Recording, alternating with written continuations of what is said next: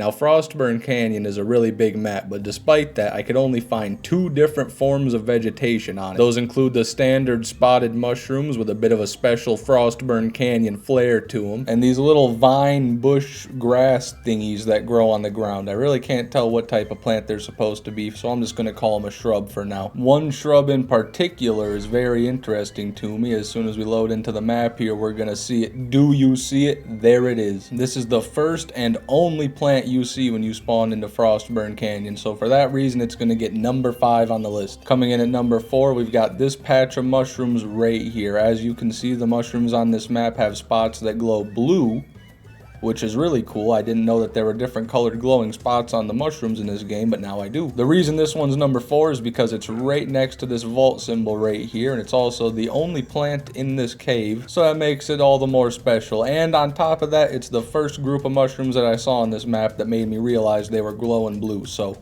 for those reasons, it is number 4. For number 3, we've got something truly special. Look at the absolute size of this mushroom cluster. A normal size mushroom cluster for reference. Not often do you see one like this where every single individual mushroom is visible. Usually they're clipping into something. This one here is kind of starting to, but I'm going to go ahead and give it that. What a fucking beautiful cluster. At number 2, we've got one all you cowards should be quite acquainted with. This big old cluster here by the spike pit. I say cowards because if you're familiar with these mushrooms, that must mean you don't do the skip. You must come around here, walk down each one of these beams like a pussy, and do it like that, which I don't condone that. But this mushroom does possess meaning because of it, so that's why it's going to get number 2. And I'm going to hit the yoinky sploinky here just to prove my manhood once again.